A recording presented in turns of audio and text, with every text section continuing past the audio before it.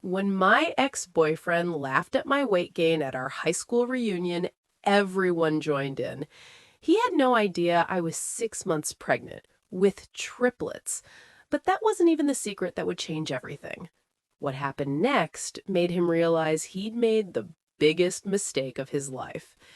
If you've ever been underestimated or mocked by someone from your past, stay with me. This story will remind you why the last laugh is always the sweetest. Don't forget to like and subscribe. You won't want to miss how this unfolds. My name is Rebecca, and I'm 32 years old. I work as a graphic designer, or at least that's what I tell most people. I live in a modest three-bedroom house in a quiet neighborhood, drive a 7-year-old sedan, and shop at regular stores like everyone else. Nothing about my life screams extraordinary. And honestly, that's exactly how I wanted it. But let me take you back to 3 months ago, to a night that changed everything. It was my 10-year high school reunion, and I almost didn't go. I was 6 months pregnant at the time, carrying triplets, though you couldn't really tell by looking at me. I'm 5'9", and the babies were positioned in a way that didn't show much. I just looked like I'd put on some weight, which, let's be honest, I had. Growing 3 humans inside you will do that. My husband, Daniel, wanted me to skip it. He's a marine biologist, and he's the most caring man I've ever known. He said I didn't need to prove anything to anyone, and he was right. But something inside me wanted to go. Maybe it was curiosity, maybe it was closure, or maybe I just wanted to see how everyone turned out. The reunion was held at a hotel downtown, one of those generic conference halls with dim lighting and a cash bar. I walked in wearing a simple navy dress, comfortable flats, and my hair pulled back in a low bun. I wasn't trying to impress anyone. I just wanted to blend in, say hello to a few old friends, and leave early. That's when I saw him. Tyler, my ex-boyfriend from college. Tyler was the guy every girl wanted to date in high school. Tall, athletic, charming in that effortless way that comes naturally to some people. We dated for 2 years in college before he dumped me right after graduation. His reason?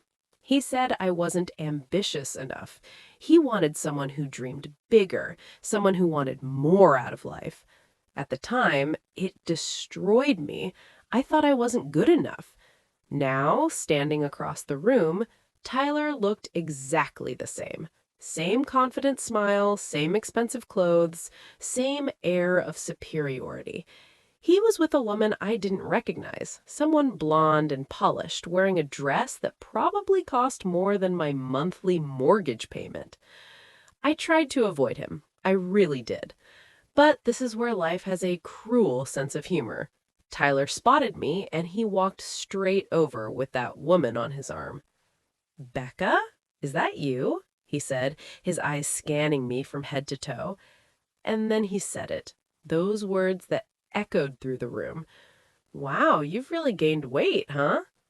The woman beside him, whose name I later learned was Vanessa, let out a small laugh. A few people nearby turned to look. Some smiled awkwardly, others looked away.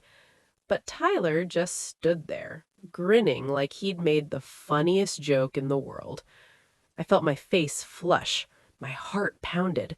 For a moment, I was 22 again, feeling inadequate and small. But then something clicked inside me. I looked at Tyler, really looked at him, and I realized something important. His opinion didn't matter anymore, not even a little bit. So I smiled. Not a fake smile, but a genuine one. I said, "Yeah, life's been good to me," I said simply. Tyler didn't seem to register the calmness in my voice. He launched into his story about his luxury car dealership, about the European cars he sells, about the lake house he just bought. Vanessa chimed in about their recent trip to Monaco. They were performing, putting on a show, and I just stood there, nodding politely. "What about you?" he finally asked. "What are you up to these days?" "I'm a graphic designer, married, pretty quiet life." He nodded, but I could see it in his eyes. That look of satisfaction, that confirmation that he'd made the right choice leaving me behind. He thought he'd won. If only he knew. Here's what Tyler didn't know. Here's what almost nobody in the room knew. Yes, I'm a graphic designer, but that's not the whole story. For the past 8 years, I've been writing books under a pen name. Not just any books, a best-selling series of historical fiction novels that have sold millions of copies worldwide. My third book spent 26 weeks on the bestseller list. My publisher just signed a $15 million deal to adapt the series into a streaming show. I never told anyone except Daniel and my publisher. No author photos, no book tours, no social media presence, just the work, just the stories. I watched my bank account grow from a distance, almost like it was happening to someone else. Why did I keep it secret? Because I saw what money did to people in my family. My cousin started a small catering business that took off, and within a year, she became insufferable. Everything was about status and showing off. She lost friends, became obsessed with appearances, and forgot who she was. I didn't want that life. I wanted to create art without the noise. I wanted to raise a family without the pressure. I wanted to be Rebecca, not some celebrity author who couldn't go to the grocery store in peace. And the pregnancy? Daniel and I had been trying for 3 years. We had almost given up hope. Then we found out we were having triplets, 2 girls and a boy. We cried for an hour straight. It felt like a miracle. So when Tyler made that comment about my weight, he had no idea he was mocking a woman who was carrying 3 babies. He had no idea I just signed a deal that would set my family up for generations. He had no idea that while he was struggling to maintain his image, I was living my dream, quietly and peacefully. But I wasn't going to tell him. I wasn't going to defend myself or brag or make him feel small, because here's the thing about real confidence. It doesn't need an audience. The reunion continued, and I mingled with old friends. I caught up with Monica, a girl I used to sit with in art class. She knew about my books and my pregnancy. We'd stayed close over the years. She kept giving me these knowing looks every time Tyler walked past, like she wanted to shout the truth to everyone. "You should tell him," she whispered at one point. "Wipe that smug look off his face." "Why?" I asked. "What would that prove?" She didn't have an answer, and neither did I. Revenge wasn't my style. I'd learned a long time ago that living well was enough. About halfway through the evening, the reunion organizer, a guy named Paul who was class president, took the microphone. He thanked everyone for coming and then made an announcement that caught my attention. "I want to give a special shout out to an anonymous donor who graduated from our school. This person, who writes under a pen name and wants to remain private, just donated $50,000 to completely renovate our art department. New equipment, new materials, everything. So whoever you are, thank you. You're changing lives." The room erupted in applause. People started whispering, trying to guess who it was. Tyler and Vanessa were across the room, looking impressed. I saw Tyler lean over to someone and say, "Must be someone who really made it big." I just sipped my water and smiled. Mrs. Patterson, my old art teacher, found me a few minutes later. She was one of 3 people who knew my identity. I'd told her years ago when my first book came out, because she'd been the one who encouraged me to pursue creative writing. She hugged me tight. "You didn't have to do that," she said softly. "Yes, I did," I replied. "You changed my life. I wanted to help you change others." She had tears in her eyes. Then, loud enough for nearby people to hear, she said, "You know, some of our quietest students became our greatest success stories, the ones who didn't need to shout about it." I saw Tyler glance over, something flickering across his face. Confusion, maybe? Or the beginning of realization? Monica couldn't help herself. She'd had a glass of wine and her filter was gone. She walked up to our little group and put her arm around me. "Rebecca's glowing for wonderful reasons," she said with a grin. Mrs. Patterson smiled. "Oh, are you?" I nodded. 6 months. Triplets. Mrs. Patterson gasped with joy. A few other people nearby overheard and congratulated me. And that's when Tyler appeared again, this time without Vanessa. His expression had changed. The cockiness was gone. "You're pregnant?" he asked quietly. "Yes," I said simply. His face went red. I didn't know. Earlier, when I said, "I'm sorry, Becca, that was inappropriate." I could have been cruel. I could have made him squirm. But what would that accomplish? "It's okay, Tyler," I said. "You didn't know." He lingered for a moment, like he wanted to say more, but Vanessa called him from across the room.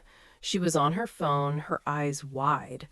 She rushed over and whispered something in his ear. I watched his expression change from confusion to shock. Vanessa had Googled my pen name. She'd found articles about the streaming deal. She'd connected the dots. Tyler looked at me like he was seeing me for the first time. "That donor, that was you?" I didn't confirm or deny. I just smiled and said, "I should get going. It was good seeing you, Tyler. Take care of yourself." I turned and walked away, feeling lighter than I had in years. Monica caught up with me at the door. "That was perfect," she said. "Did you see his face?" "I did," I said. "But honestly, it doesn't matter. None of this matters. I just want to go home to Daniel and put my feet up. These babies are heavy." We both laughed, and I meant it. Tyler's opinion, his shock, his regret, none of it affected me. I'd already won by building a life I loved. Driving home that night, I thought about everything. The comment Tyler made, the looks from other people, the way Vanessa had Googled me like I was some kind of mystery to solve. And I realized something important. The secret I'd been carrying wasn't about the money. It wasn't about the books or the deal or even the babies growing inside me. The secret was simpler and more powerful than that. I knew my worth when nobody else did. When Tyler dumped me all those years ago, I could have believed him. I could have thought I wasn't ambitious enough, wasn't good enough, wasn't enough, period. But I didn't. Instead, I went home and started writing. I poured everything into my work. I built something meaningful. And when people asked what I did, I said graphic designer, because I didn't need their validation. I didn't need them to know about my success to feel successful. That's the secret. That's the power. Too many people measure their worth by external validation. They need the likes, the followers, the recognition. They need people to know they're winning. But real winners don't need an audience. They just keep moving forward, building their dreams quietly, living authentically. Tyler spent his whole life trying to prove something. His expensive cars, his designer clothes, his trips to Monaco, it was all performance. And underneath it all, according to what Monica told me later, his dealership was struggling. He was drowning in debt. The lake house was rented for a weekend photo shoot. His relationship with Vanessa would end 2 months later. He'd peaked in high school and spent the rest of his life chasing that feeling, trying to prove he was still important. Meanwhile, I'd been building something real. Today, I'm sitting in my home office watching my 3 babies sleep in their bassinets. Lily, Sophie, and Nathan. They're 2 months old and they're perfect. Exhausting, but perfect. Daniel is downstairs making lunch. The house smells like garlic and tomatoes. Outside, it's a regular Tuesday afternoon in our regular neighborhood. Nothing glamorous, nothing Instagram-worthy, just life. Tyler sent me a message on social media about a week after the reunion. It said, "Congratulations on everything. The babies, the books, all of it. I was wrong about you." I never responded, not out of spite, but because there was nothing to say. His apology didn't change anything. His recognition didn't validate me. I'd already moved on, completely and fully. My fourth book comes out next month. The streaming show starts filming in 6 weeks. My publisher keeps asking about doing some publicity, but I keep saying no. This is the life I chose, and I'm sticking to it. Sometimes I think about that night at the reunion, about Tyler's comment and the look on his face when he realized who I'd become, and I feel nothing. No satisfaction, no anger, no vindication, just peace. Because here's what I learned. The best revenge isn't proving people wrong. It's living so well that their opinions become irrelevant. Tyler thought he was mocking me, but really, he was revealing himself. People who tear others down are usually struggling internally. They're fighting battles you can't see, trying to feel superior to mask their own inadequacy. I don't hate Tyler. I actually feel sorry for him. He spent his whole life chasing external validation, never realizing that it's a race with no finish line. There's always someone richer, more successful, more impressive. You can't win that game, but you can choose not to play it. My secret wasn't about hiding my success. It was about knowing my worth without needing the world to confirm it. It was about building a life that fulfilled me, not a life that impressed others. When people ask me now how I stayed so grounded despite everything, I tell them this: I never forgot who I was. I never let success or failure define me. I stayed true to my values. I chose love over image, peace over performance, substance over show. And when someone tries to make you feel small, remember that their words say more about them than they do about you. You don't need to defend yourself to people who are determined to misunderstand you. You don't need to prove anything to anyone except yourself. 6 months after that reunion, my life is fuller than I ever imagined. Not because of money or recognition, but because I'm surrounded by love. Because I wake up every day doing work that matters to me. Because I get to watch my 3 miracles grow. Tyler can keep his luxury cars and his fake lake houses. I'll take my messy living room, my sleep-deprived husband, and my 3 screaming babies any day. Because this is real. This is mine, and no one can take it from me. If this story resonated with you, hit that like button and subscribe for more real-life stories about resilience and quiet triumph. Drop a comment telling me about a time someone underestimated you. I read every single one. Remember, your value isn't determined by people who couldn't see it. Now go live your life so fully that you forget who doubted you. Your greatest revenge is your success. Stay humble, stay kind, stay winning.